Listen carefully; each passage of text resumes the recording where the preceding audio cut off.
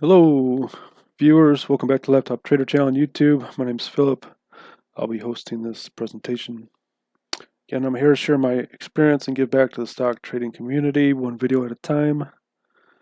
Again, this channel is mainly for new traders and investors, but all are welcome. My goal is to educate and get you up to speed and to keep you from losing money in trading and help you understand the markets. My email contact is laptoptraderphil@gmail.com. This will be a short, quick video here in March as we've had market correction or market sell-off. This video is for information only and should not be considered investing advice. Caution, trade at your own risk.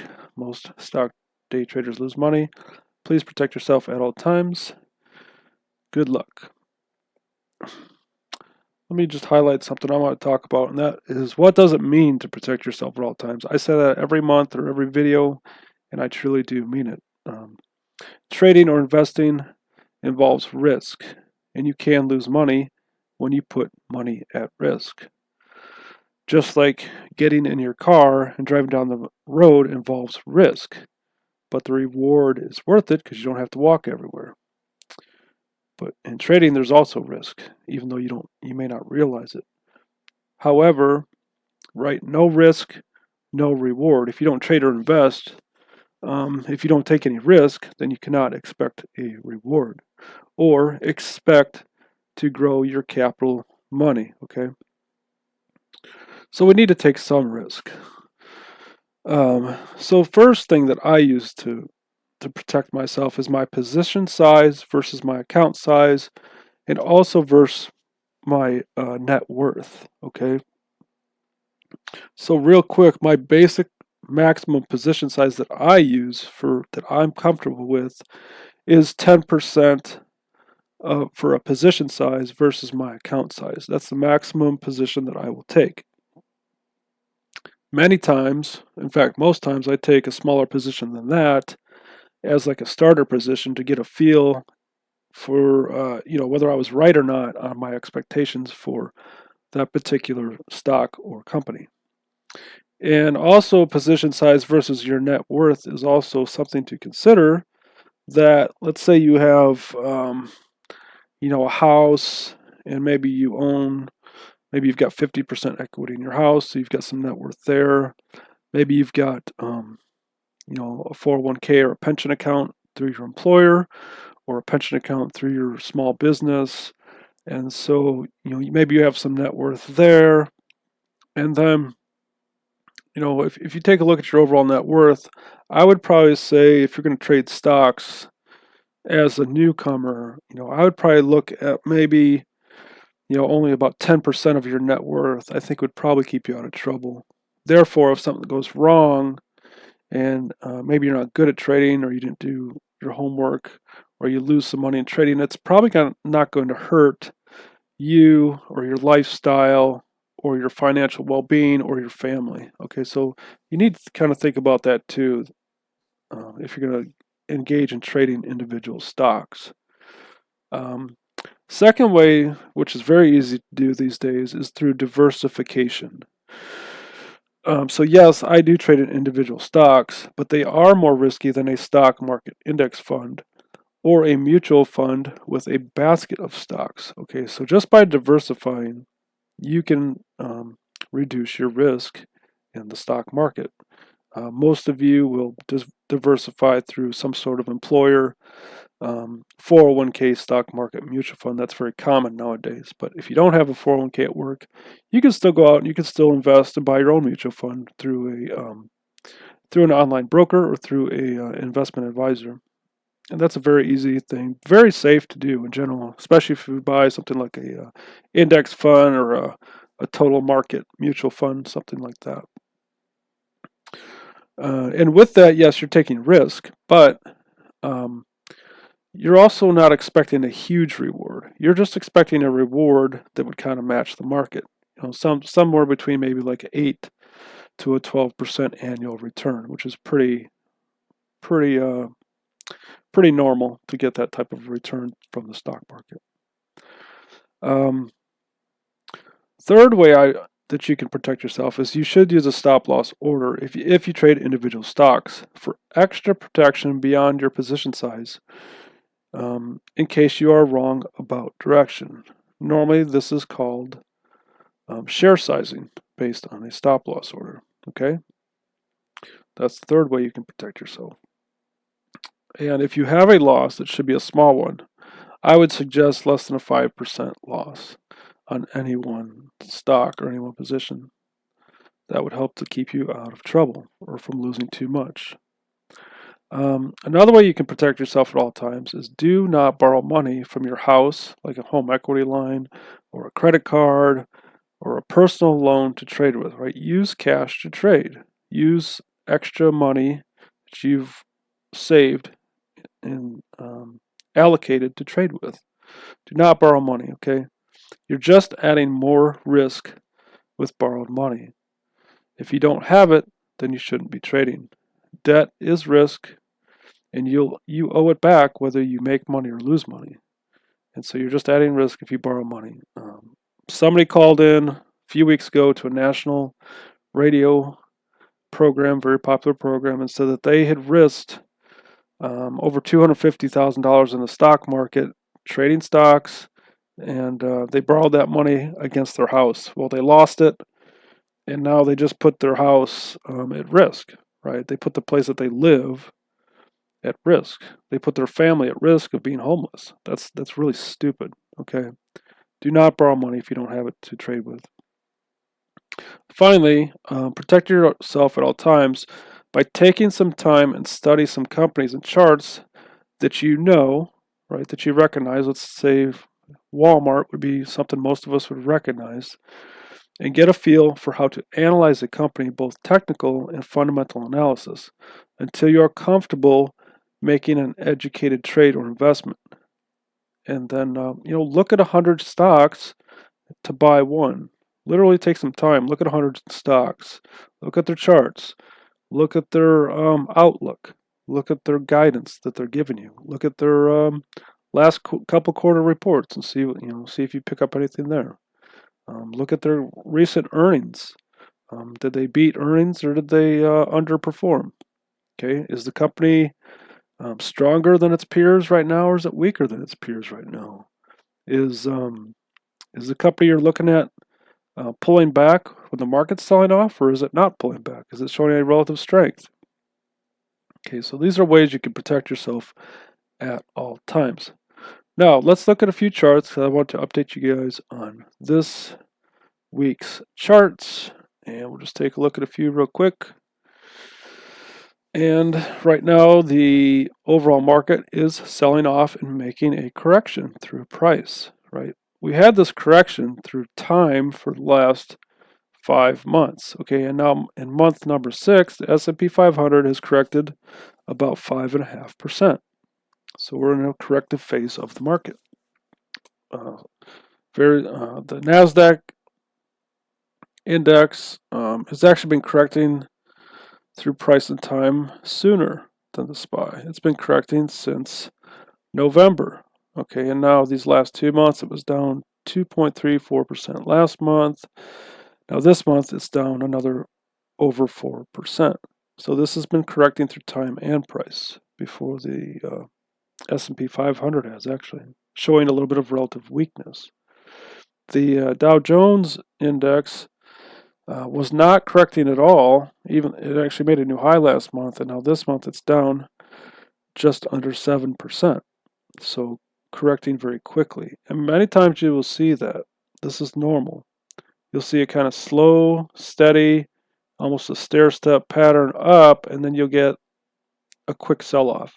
That's very common in the markets and in stocks.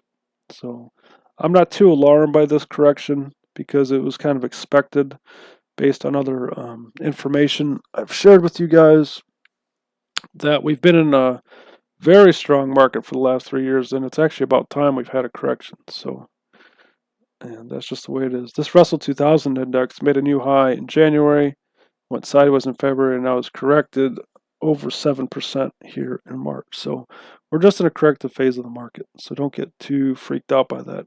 In fact, if I was an investor, I would definitely not stop investing. I would continue to dollar cost average, because now what's going to happen is you're going to be buying at lower prices.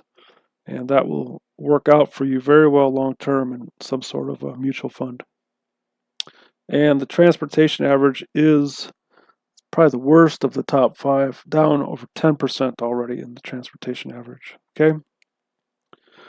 Now let's see if we can show you guys. Yeah, let's go here to this watch list. So another thing that you can do to help to protect yourself and educate yourself is to create some sort of charts or chart lists, whether you know the companies or not, and just start watching some charts. Okay, so I've recommended this before, that if you're a newcomer to the market, just start writing down on paper or electronic companies that you recognize. Again, something like Walmart or Amazon.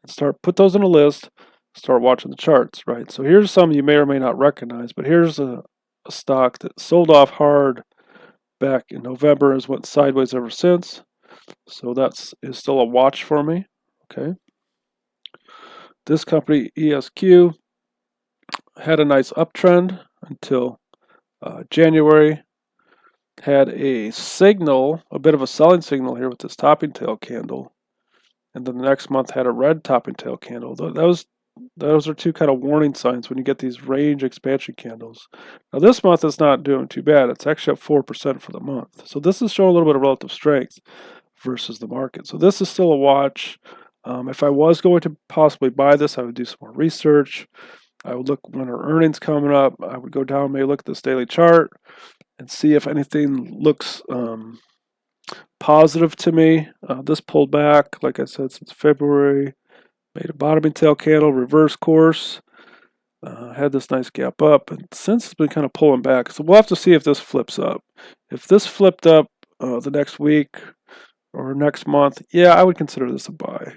But it's probably not the most exciting idea in my list. But still, I'm going to keep watching.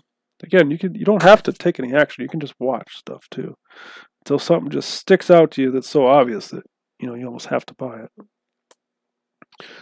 This one has been pulling back here the last 2 months in an uptrend, and then pulled back in February, pulling back some more in March. So this is kind of following the market down, right? The market's pulling back. This is pulling back. So this is behaving similar to the market.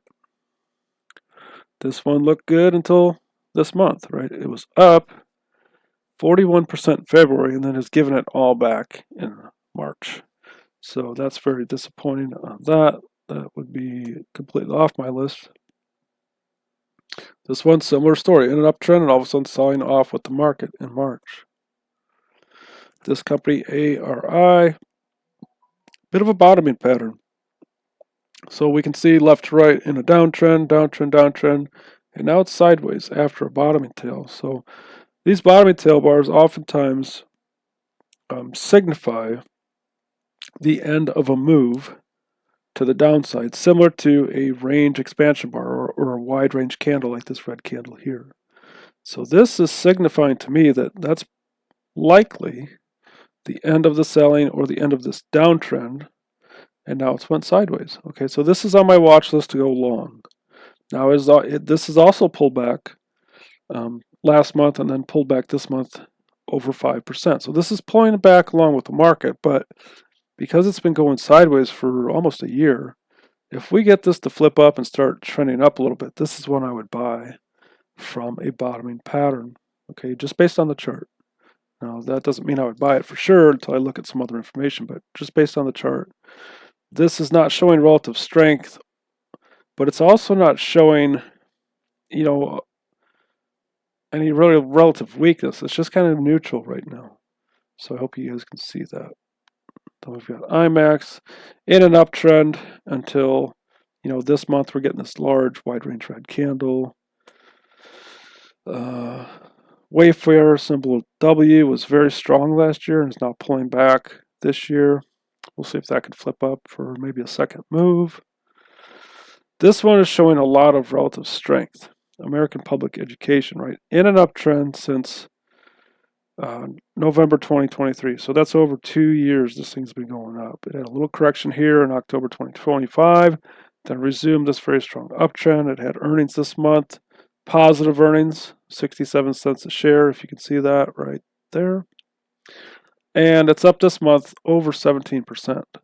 So this is showing a lot of relative strength for the moment. Now, because it's so extended, I would never buy it here. So let's see if this pulls back and gives us some sort of buying opportunity on maybe a daily chart. Okay. So this is this uptrend, gaps up on earnings. It does have a little bit of pullback here on the daily chart.